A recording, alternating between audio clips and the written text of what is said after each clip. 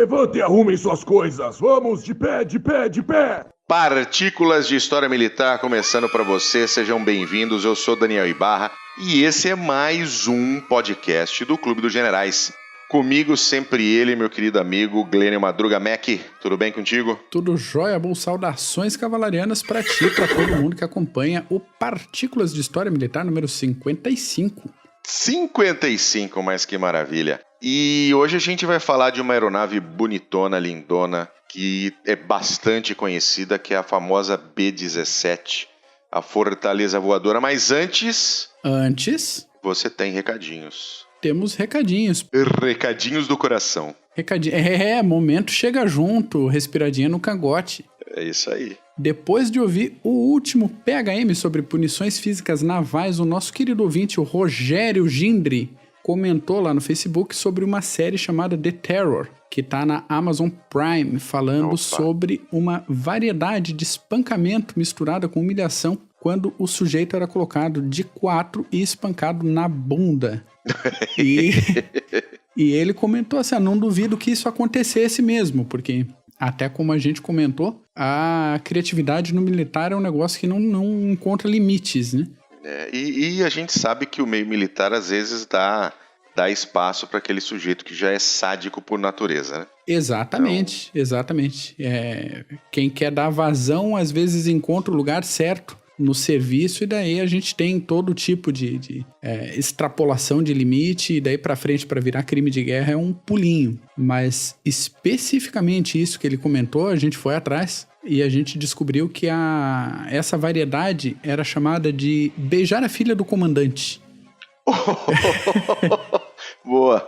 Sutilezas da Royal Navy, né? Sutilezas da Royal Navy. Ela realmente acontecia normalmente com marujos aí mais jovens, abaixo dos 19 anos, né? Supostamente, sim. E justamente para dar aquele reforcinho de tu ainda não é homem, tu é moleque, então tu vai ser tratado como moleque. Aquele famoso tira essa farda preta que você é moleque. Exatamente. Então, às vezes, dependendo do caso, a gente mais velha podia passar por isso, né? Para reforçar esse negócio, para dar aquela humilhada, assim, baixa a bola aí.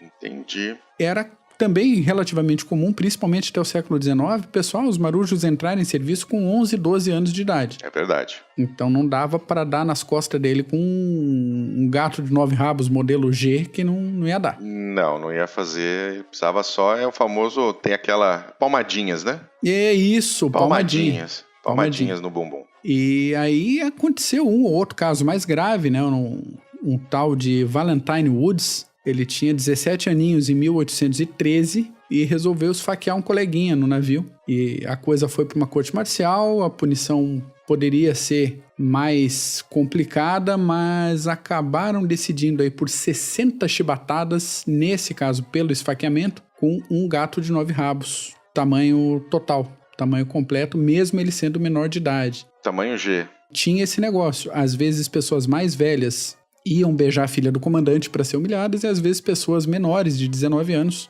dependendo do tipo de punição, tinham um tratamento de adulto. Então acontecia. Acontecia.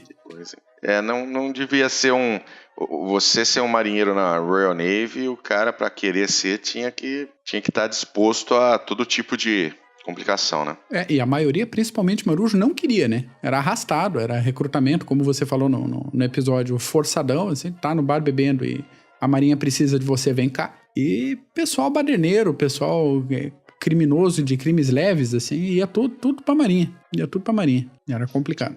É complicado, né? E às vezes o cara nem tava ali porque ele queria, né? Tinha o que a gente comentou do alistamento forçado, então era complicado. E agora imagina, né? A gente tá comentando dessa questão da Royal Navy, estamos fugindo um pouquinho do caminho do nosso assunto, mas a gente volta, meu caro ouvinte. Tem uma questão que eu acho muito interessante, essa coisa de Royal Navy, de viajar pelo mar naquela época, naquela situação. A primeira frota de 11 navios que deixaram a Inglaterra sentido Austrália foi em 1787. Tarde. Inclusive eram futuros colonos, né, para a Austrália. A Austrália já na época uma possessão britânica, e eram colonos. Esses colonos eram todos condenados em sua maioria, né? Era aquela coisa que você quer morrer na forca ou quer ir para a Austrália fazer um país novo, né? O cara escolhia ir para a Austrália, ficava lá 6 meses no navio. Inclusive, essa frota aportou no Rio de Janeiro para recarregar com água potável, com víveres, com tudo. O pessoal não era permitido sair dos navios. Provavelmente passou aqui em Desterro também. Deve ter passado por aí também. Deve ter passado por Floripa. E o interessante é que chegaram à Austrália mais passageiros do que haviam entrado lá em Portsmouth. Ué, como assim? Porque eles foram nascendo ao longo ao longo da viagem.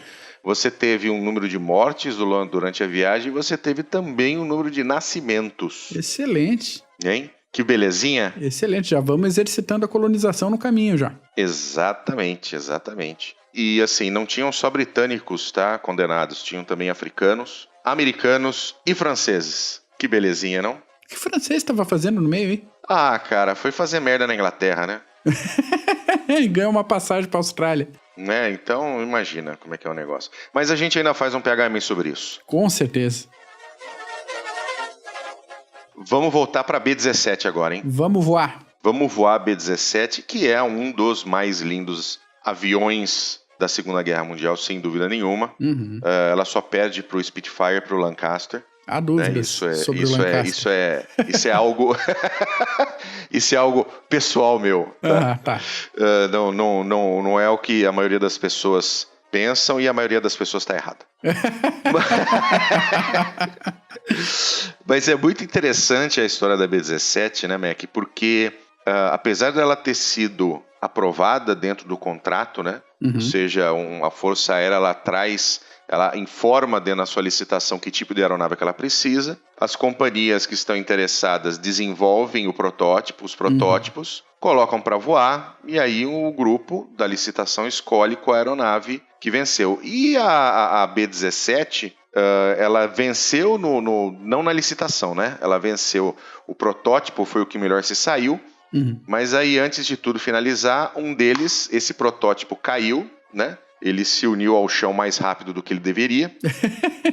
E acabaram escolhendo outro avião, né?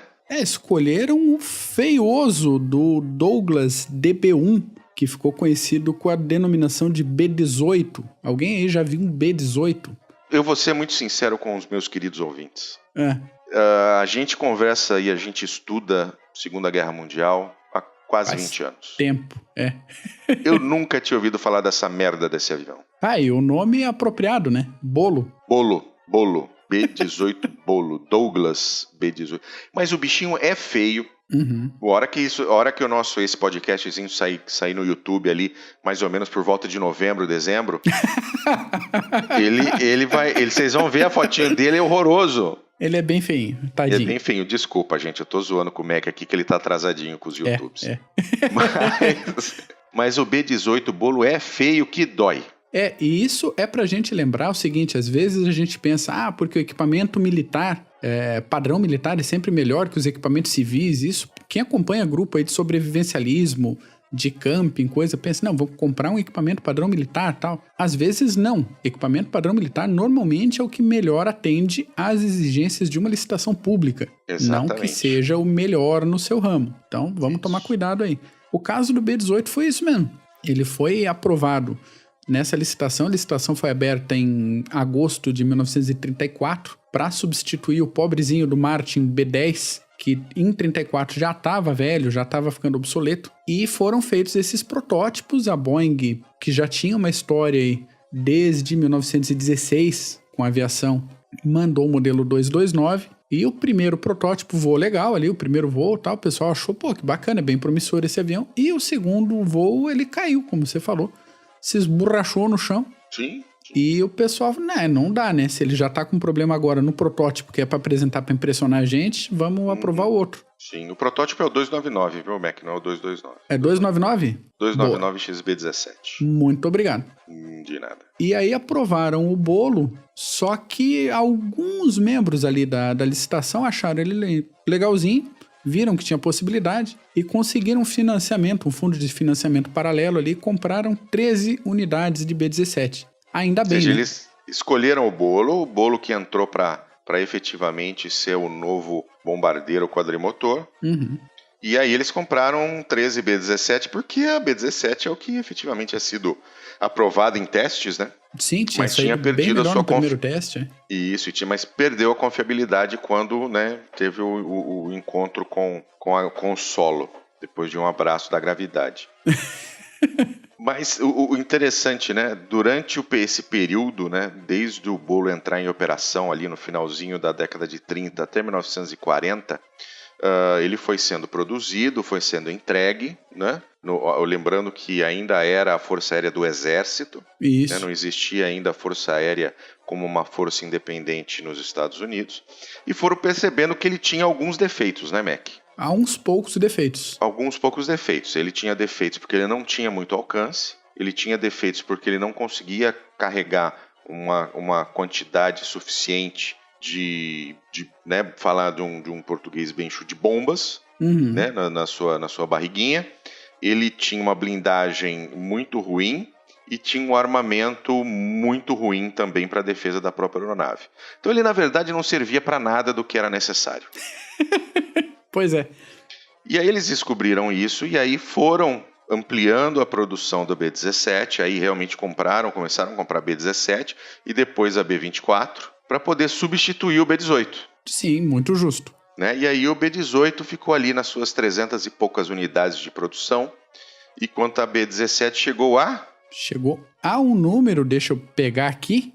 12.731 unidades. Isso aí. Isso contando toda a produção entre 1936 e 1945. Isso, a B-17 ficou contando como o terceiro bombardeiro mais fabricado da história. As outras duas belezinhas são o Junkers 88, bombardeiro médio, com 15.183 unidades, e a B-24, com 19.256. Impressionante, hein? E agora, com toda essa quantidade de 12.731 produzidas, somente cerca de 15 ainda estão em condição de voo por aí. É uma coisa meio complicada. A gente vê outras aeronaves, tem tanto por museus e colecionadores, a B-17 tem bem pouquinho. É que tudo depende da complexidade, né, Mac? Você veja um avião, por exemplo, que recentemente a gente já fez um PHM sobre ele, sobre o Vulcan, que é um avião recente do ponto de vista histórico. Sim. O último que estava em operação, que estava voando ainda, que podia voar naqueles shows aéreos que ocorrem bastante no verão britânico, teve a sua permissão de voo negada, as últimas. Por quê? Porque existem componentes dentro do Vulcan onde não existe mais nenhum tipo de manutenção e não existe mais ninguém fabricando. Pois é. Então você não consegue repor os componentes para manter a aeronave voando, e você sabe, a aeronave, a gente não troca a bomba de gasolina, por exemplo, quando a bomba quebra. Porque se ela quebrar no ar, o avião cai. Já era. Então a manutenção de aeronave é sempre preventiva. Então, eu acho que é uma aeronave menos complexa, né? Por exemplo, do que o Vulcan, é uma aeronave toda mecânica ainda, né? Sim. E é interessante ter ainda 15 voando. Eu acho na verdade, um número grande, viu, Mac? É mesmo? Eu acho um número grande ter 15 aeronaves voando top, uma aeronave de 70 e tantos anos, não é pouco não, viu? Considere, você ouvinte, o que tu acha? Manda uma mensagem pra gente aí. Manda aí pra gente.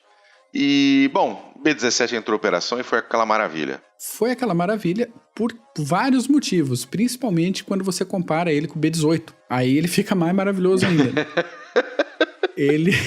A B-17 entrou como a aeronave que carregava maior quantidade de explosivos na sua época. Isso corresponde a mais ou menos 7.800 quilos de explosivos. E a ideia dos projetistas nem era tanto isso aí. Os engenheiros da Boeing, eles pensaram em aliviar um pouco a capacidade de carga de bomba para aumentar tanto a capacidade defensiva quanto a velocidade e o alcance de voo. Então era um trambolho que tinha suas partes blindadas, ele era muito bem armado, tinha um alcance bom e para ter tudo isso sacrificou um pouco a capacidade de carga. O resultado disso no fim da guerra foi legal, porque 640 mil toneladas de bomba foram lançadas em cima dos chucrutes só por B-17. Ai, que beleza, hein? Isso é uma quantidade bem legal.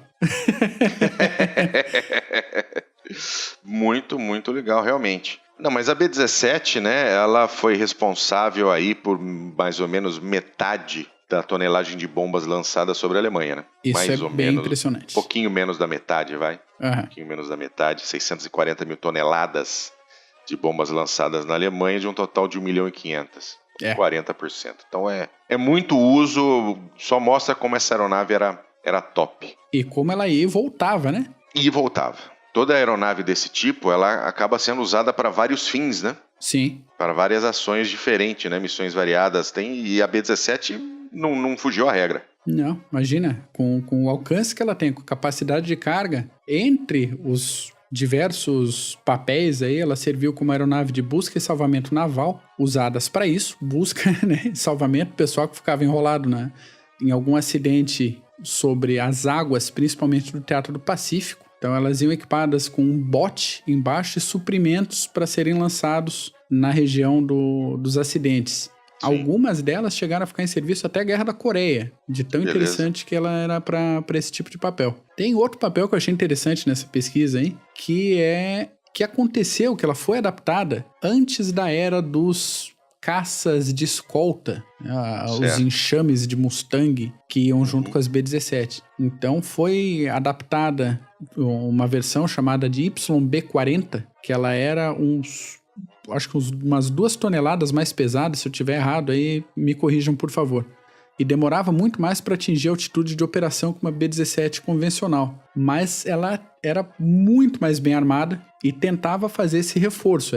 Se as B-17 em si já eram fortalezas voadoras, essa era uma fortaleza voadora com o dobro de armamento, capacidade de fogo e blindagem. Quase não adiantava atirar contra elas, que era uma gunship que estava no meio das outras. Foi a vovó do AC-130 quase, né? Basicamente isso aí. O AC-130 que tem essa função hoje em dia. Isso, o AC-130, que é uma aeronave, é um Hércules, né? É um Hércules de combate fortemente armado, com canhões de 105 milímetros e outros de 40 milímetros, se não me falha a memória. É muito usada para apoio ao solo, de tropas ao solo. E é uma aeronave pesada, quadrimotor de asa reta. Coincidência? Será? Será coincidência? Boa. E uma mamãe do AC-130. E que mais, Mac? E daí ela foi empregada em operações especiais. Vê se pode uma B-17 usada em operações especiais. Nem faz muito barulho? Foi usado para lançamento de agentes da CIA, imagina isso, principalmente sobre a China. Nesse processo, 4 B-17 foram perdidas e já na década de 50, outras B-17 foram desarmadas e pintadas de preto para tentar disfarçar aquele jaburu daquele tamanho. E usadas em missões de reconhecimento também no Oriente, tanto na China quanto no Tibete, seja lá o que tiver para fazer reconhecimento no Tibete, e na qualquer coisa que tivesse no caminho por ali. E o último papel digno de nota neste PHM, o papel nas funções da Guarda Costeira Americana. Que beleza. Tanto para mapeamento e fotografia da costa, quanto para o perigosíssimo patrulhamento e localização de icebergs, que parece não fazer muito sentido, mas para quem está navegando lá embaixo, é sempre interessante saber onde é que os icebergs mais perigosos estão. Exatamente. As B-17 eram tão boas nesse tipo de papel que elas ficaram em serviço até outubro de 1959. Muito bom. Dessas B-17 tem várias que ficaram famosinhas, né, Mac? Tem as famosinhas, imagina, todo mundo já ouviu alguma dessas histórias aqui. Pelo menos uma todo mundo conhece. Uma todo mundo conhece, tem filme, né? É emocionante, beleza. A gente fala dela já, né? Vamos chegar. A primeira que a gente separou é All American. Ela era uma B-17 que ficou frente a frente com o Messerschmitt 109 nos céus da Tunísia. Não que ficar frente a frente com o Messerschmitt 109 fosse um grande problema para a B-17, que tinha 13 metralhadoras .50 espalhadas pelo corpo. Mas o problema é que o piloto alemão não estava muito afim de combate, ou estava sem munição, seja lá o que aconteceu, e ele se atirou contra a B-17 direto e atingiu o nosso querido bonitão bombardeiro na cauda. Bom, para qualquer outro bombardeiro da época, isso era morte, né? Queda. Mas para a B-17 foi uma coceirinha. Ela teve a cauda quase arrancada, mas a estrutura se manteve, né? Por baixo ali da fuselagem, e o piloto conseguiu voltar para a base na Argélia sem maiores problemas. Se você tá ouvindo isso no YouTube, você tá vendo a fotinho da B-17 nessa situação. E então dá para entender como essa era uma aeronave robusta. Era uma aeronave que, cara, ela fazia esforço para ficar voando. Né? Sem dúvida nenhuma. A gente tem outras nessa situação, como o P-47, o próprio F-15, que nunca foi derrubado em combate. Mesmo tendo perdido em uma situação 2/3 de uma asa. Exatamente. E ele voltou para a base e pousou tranquilamente. E o nosso queridinho A10, né? O nosso queridinho que...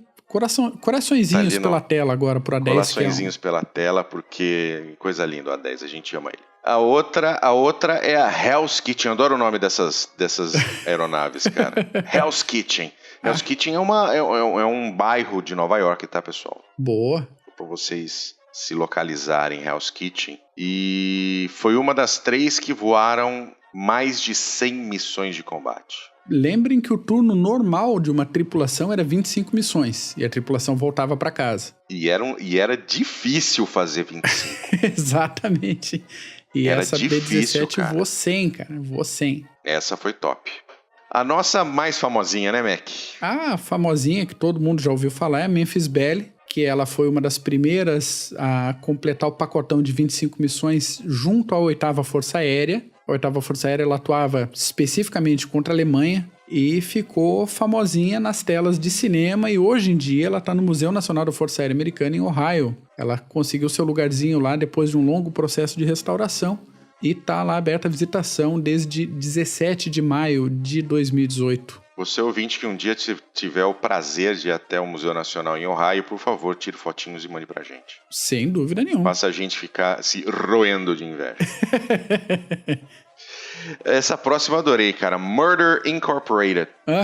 Né? Corporação de Assassinatos. Só o nome da B-17 já valia estar aqui, não precisava falar mais nada. Já valia. E aí que, nessas coisas de tirar foto e pessoal... Interessante, o pessoal de aviação e o pessoal da cavalaria é bem pavão, né? O pessoal gosta de aparecer pra caramba. Bastante. Um abraço pro pessoal de cavalaria aí. E aí a foto de um tripulante com aquela jaqueta de voo toda personalizada com o nome da B-17 atrás, acabou chegando na Alemanha e ficou famosa lá nos jornais como elemento de propaganda anti-americana.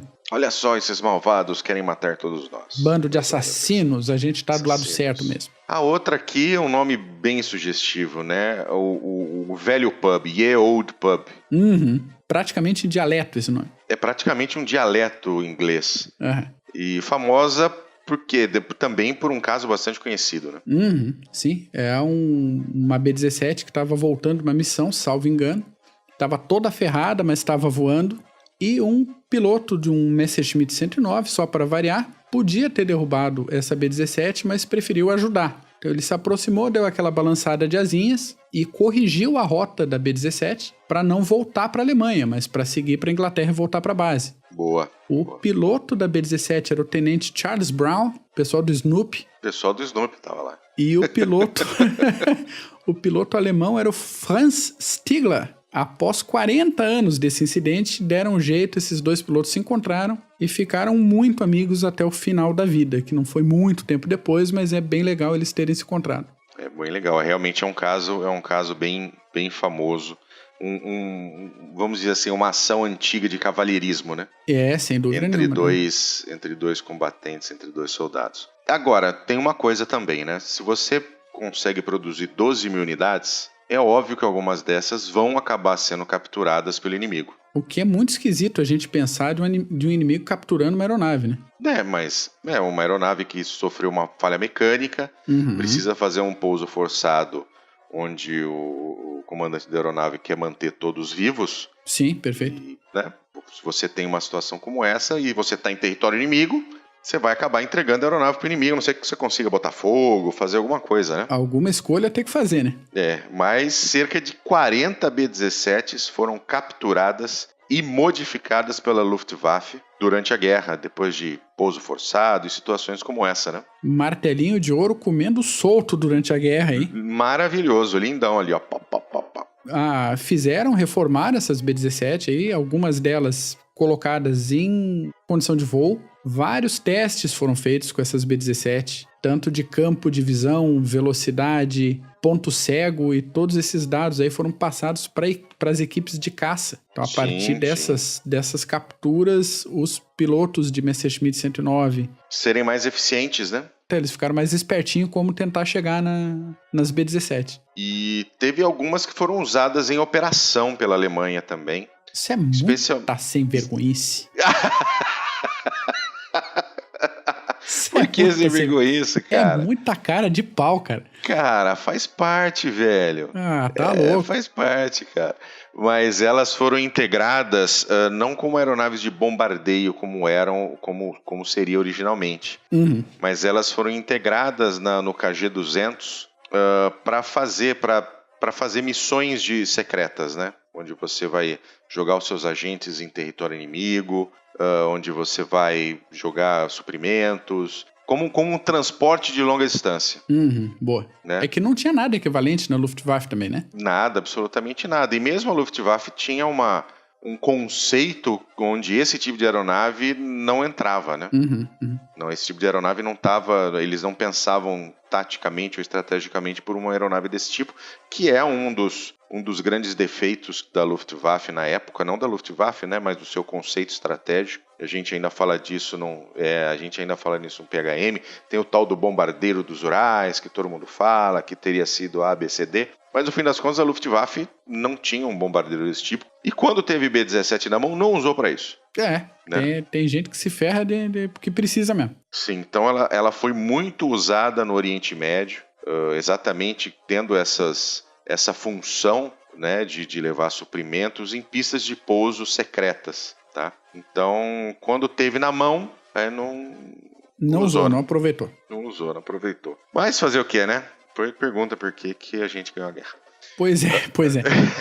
E até os japoneses, eles conseguiram recuperar 3 B-17, uma modelo D e 2 modelo E, que foram também recuperadas, arrumadas, passaram pelo martelinho de ouro e foram colocadas em condição de voo pelos japonipônicos. Tem foto também, pessoal, que tá acontecendo fotinho, né? Aí, que tá em novembro vendo... assistindo pelo YouTube em novembro. Isso.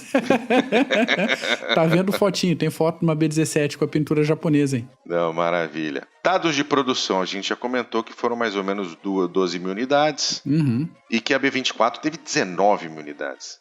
Pois é, a B-24 é uma aeronave que vale também qualquer hora dessa um PHM, porque ela é muito deixada de lado, na minha opinião. Sem dúvida. Era um bombardeiro muito bom, muito efetivo, que teve um papel impressionante aí durante a guerra, mas não foi tão romantizado quanto a B-17. Então deixamos o gancho aqui para um próximo episódio a gente voltar e falar um pouco mais da B-24. Sim. E o Ju-88, também com 15 mil unidades, um bombardeiro médio. Aquela carroça. Uma carrocinha que não tinha a mesma função que a B-17, também teve aí o seu número de produção bem interessante. No caso do Ju-88, por falta de opção, né? Só tinha ele para botar no ar, vai ele mesmo. Vai, né? Se não tem tu, vai tu mesmo. Uhum. E quanto é que custava uma B-17 em 1940, Mac? Em 1940, ela custava um pouquinho mais de $200 mil. Convertendo isso para hoje, $3 milhões. Ai, que beleza. Relativamente barato, né? A hora que você recebeu o seu 13º, dá pra você dar um chequinho aí. Dá pra dar uma entrada, faz o resto no consignado e tá tudo certo. Pronto, finalizou, cara. Legal. E tem uma missão que tem uma particularidade interessante, né, Mac? Pois é, a história da B-17, não só da B-17, mas a história das forças aéreas na Segunda Guerra Mundial tá cheio de ideia ruim, né? Essa missão foi um desses casos, a missão Schweinfurt-Regensburg, que... Repete pra mim, Mac, foi muito bom esse. Missão Schweinfurt-Regensburg. Eu treinei isso antes. Muito bom, é um orgulho. Aí resolveram empregar somente B-17 para esculhambar a produção de aeronaves alemãs. A ideia, a princípio, foi linda. Um monte de fortalezas voadoras, um monte de metralhadora .50 para tudo quanto é lado. Quem que vai chegar perto de uma força dessa? Chegaram. Quem que vai ter, né? Quem que vai ter? Chegaram, principalmente Flak. Chegou. Aí 60 B-17 foram perdidas e 550 tripulantes foram considerados perdidos em ação. Impressionante, não? Isso não se repetiu depois. Não se repetiu depois. Só para você ter uma ideia, a Schweinfurt, ela tinha 376 B-17s nessa missão. E tinha caças de escolta, que era o P-47 e o Spitfire também. Boa. Mas teve essas 60 aeronaves perdidas e, no fim das contas, foi uma vitória aérea alemã. Sem dúvida. Empregou o Messerschmitt 109, 110, o Focke-Wulf 190 e fez a festa. Tira o pombo, né? Tirou o pombo. O pessoal que escuta a gente, que jogou jogos de computador na década de 90, tinha um simuladorzinho de voo, Chuck Yeager's Air Combat. Sim, que dava para fazer missão de carreira, né? Aquele plano de carreira, e a primeira missão alemã era Schweinfurt. Olha que beleza. Uhum. Chuck Yeager, que inclusive está vivo. Isso. É o primeiro homem a cruzar a barreira do som com uma aeronave. Um Bell X-1 feio, Bell que dói. X-1 feio, laranjão, coisa horrorosa. E com o braço quebrado. Tem isso ainda. Tá, ele estava com o braço quebrado aquele dia. E falou, vou fazer isso aqui de qualquer jeito. E ainda está vivo, procure-o no Facebook, que ele tem postagens muito interessantes. É um desses caras muito, muito, muito top de linha. Exatamente. Vale a pena conversar vale a pena. com o cara. E muitos tripulantes de B-17 foram condecorados durante a guerra final. 12 mil unidades fazendo missão para transformar a Alemanha num tapete, num estacionamento. Isso. Tinha que ter bastante condecoração. A B-17 tem como registro o maior número de tripulantes condecorados com a Medal of Honor, em comparação com as outras aeronaves americanas. Também, de novo, não é coincidência, como não é com a C-130. Como a gente comentou também, a B-17 podia suportar essa quantidade absurda de estrago e ela se mantinha estável, se mantinha em condições razoáveis de voo. Por isso também ela normalmente era preferida pelas tripulações do que a B-24, porque mesmo perdendo um motor, desde que a asa não fosse arrancada junto, né, um motor fora de ação, ela continuava em condição e continuava voando e levava todo mundo para casa em segurança. Excelente. Mas tem uma outra operação, a Operação Afrodite. Olha que nome sexy, né? Quando o nome começa muito bom, a ideia não... A ideia deve ser uma merda, Operação Afrodite.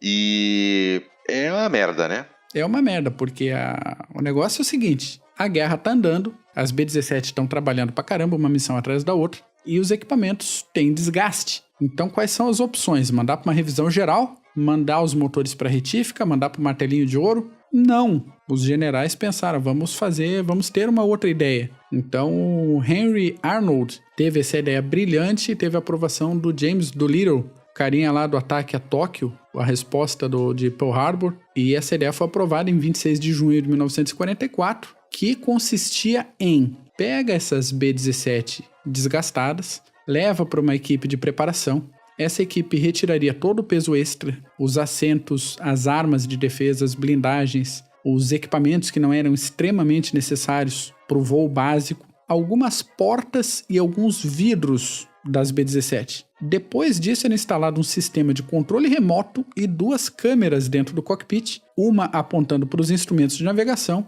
e uma apontando para o exterior da B-17. Todo esse peso retirado do interior da aeronave era convertido em capacidade de carga para explosivos. E como se já não tivesse esquisito o suficiente, o material explosivo escolhido foi o Torpex. Era um composto inglês. Eita, nós, hein? Para esgaçar o negócio inteiro. A operação geral seria feita da seguinte forma. O controle dessa B-17 seria via controle remoto. Sim. A partir de uma outra aeronave que estaria voando ali pertinho. E o conjunto explosivo, aeronave, motores, combustível explosivo, seria atirado no chão contra alvos. Aeronave kamikaze. Aeronave kamikaze. É bem ridículo, mas não é ridículo o suficiente. Tem pior. Não, sempre dá para piorar. É aquele negócio da criatividade militar, sempre dá para piorar. A decolagem era feita de forma convencional com piloto e copiloto dentro do avião.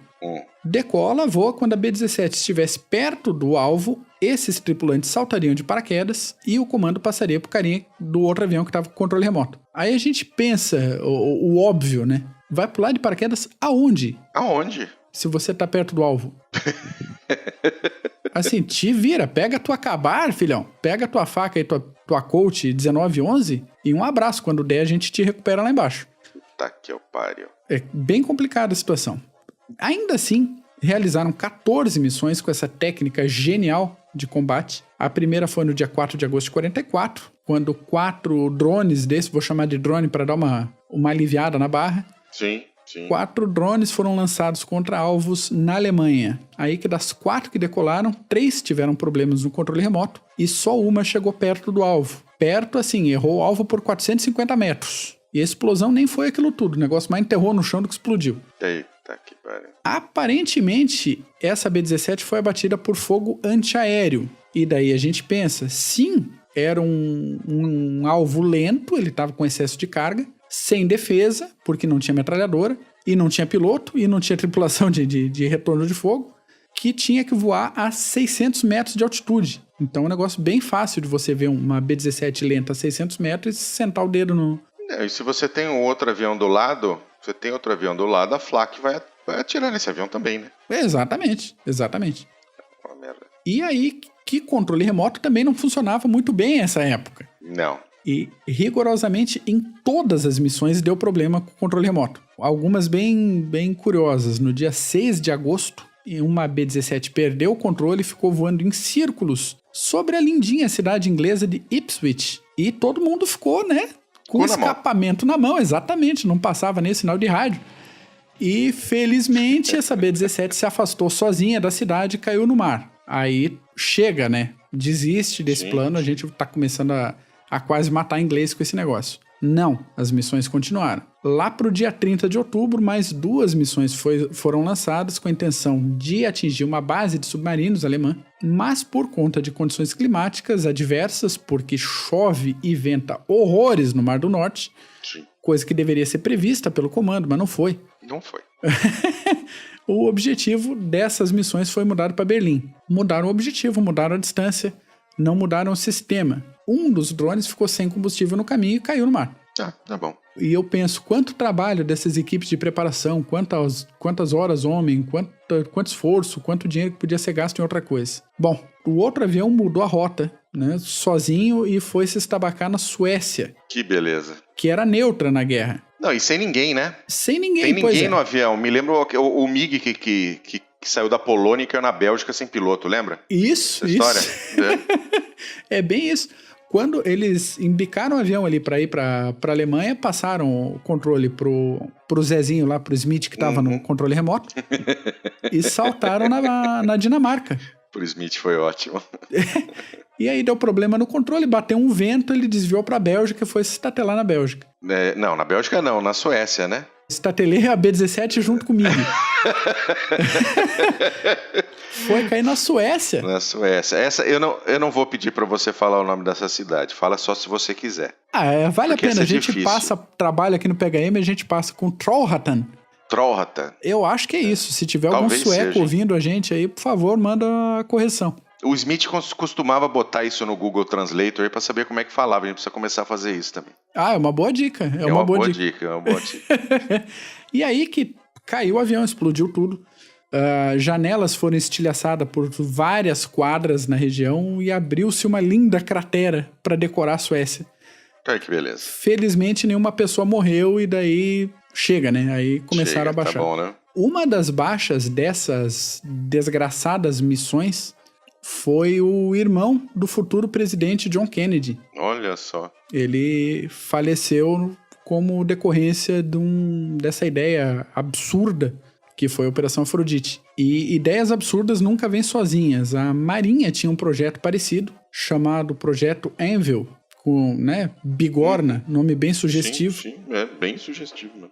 E que é um exemplo aí de como uma inovação, uma ideia de vanguarda, vamos dizer assim, em tempos de guerra nem sempre dá resultado decente. Ou, pelo menos, algumas ideias chegam cedo demais para a quantidade de recursos tecnológicos. Essas ideias a gente fica pensando, como é que a gente ganhou a guerra, né? Mesmo o caso do avião alemão, como é que, entendeu por que eles perderam? Esse aqui, como é que a gente ganhou, né? É isso aí. E tinha 12 mil desse em vez de ter 3. Tem isso também. Muito bom, Mac, muito bom. Olha, PHM longo, mas para falar da B-17 vale a pena.